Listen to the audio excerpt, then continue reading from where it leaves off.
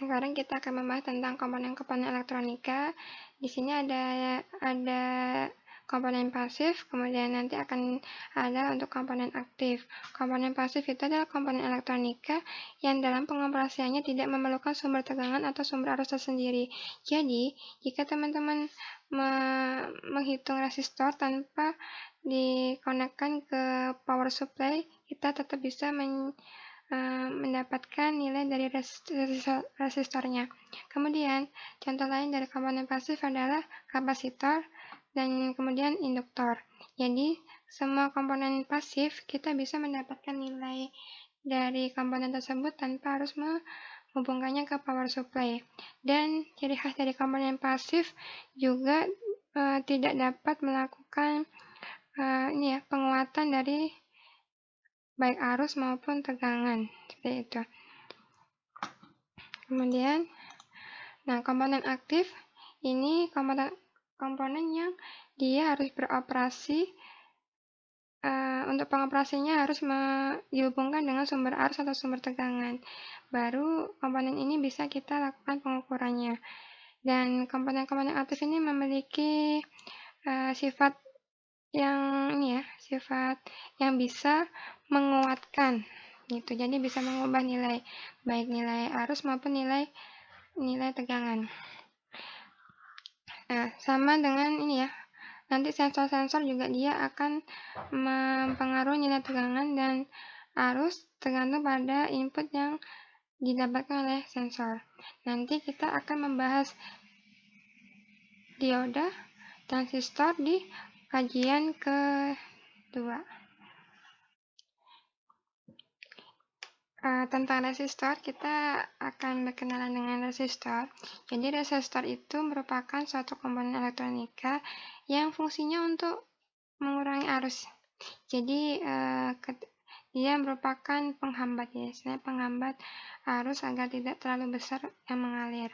Jadi ada beberapa jenis resistor, yaitu resistor tetap yang nilainya tidak dapat diubah. Jadi ini yang sering kita pakai dan simbolnya akan berupa seperti ini curly gini, atau mungkin hanya kotak ini. Mungkin nanti beberapa simulator akan ada yang berbentuk seperti ini, atau mungkin hanya kotak seperti ini. Dan ada juga untuk resistor variabel yang nilainya dapat diubah. Jadi ada simbol ini simbol melintang panah. Ini tandanya dia bisa dirubah nilainya. Jadi ini contohnya potensiometer. Kita bisa mengubah dengan memutar pegangannya ini bisa diputar-putar, kemudian seperti tripod kita bisa mengubah kita putar nilainya dengan obeng biasanya, itu. Jadi untuk resistor variabel ini untuk mengatur input kita bisa mengatur besarnya input agar sesuai dengan yang kita inginkan. Ini juga ada komponen ini ada di beberapa sensor untuk pengaturan input berapa yang sesuai kita inginkan.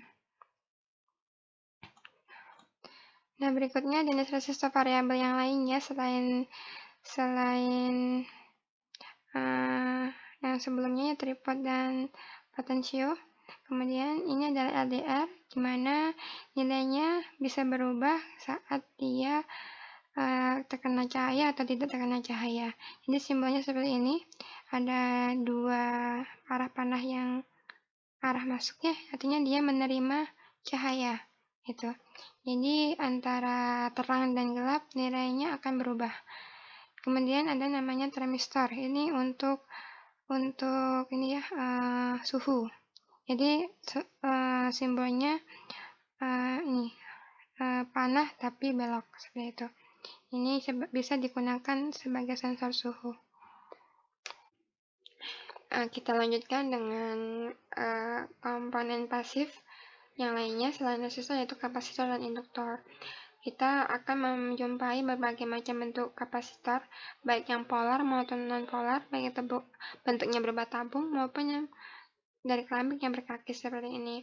Dan kapasitor itu dia bersifat bisa menyimpan energi dalam bentuk medan listrik.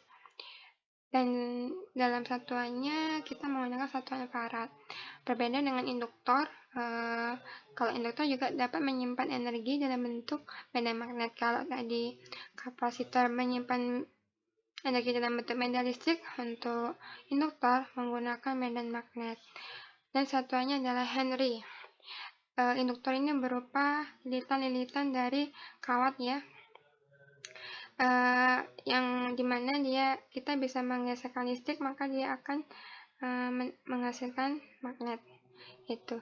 Dan untuk kapasitor maupun induktor memiliki hambatan, bisa menghasilkan hambatan. Nanti dia akan menghasilkan hambatan berupa bilangan kompleks, dimana untuk kapasitor akan menghasilkan hambatan berbentuk reaktansi. Untuk induktor akan menghasilkan hambatan dengan bentuk induktansi. Untuk satuannya ohm, untuk hambatan yang dihasilkan dari kapasitor maupun induktor. Dan untuk bentuk, kita akan berkenalan bentuk induktor ya. Akan ada yang berbentuk seperti dengan resistor, tapi dia akan memiliki komponen dalam yang berbeda. Intinya induktor ini merupakan lilitan dari logam, seperti itu, dimana di dalam lilitannya ada ruang terbuka di antara lilitan itu, dan ruang terbukanya bisa berisi udara maupun bisa berisi komponen padat lainnya. Demikian penjelasan singkat tentang kapasitor dan induktor. Kita akan membahas tentang rangkaian kapasitor dan induktor di materi berikutnya. Terima kasih.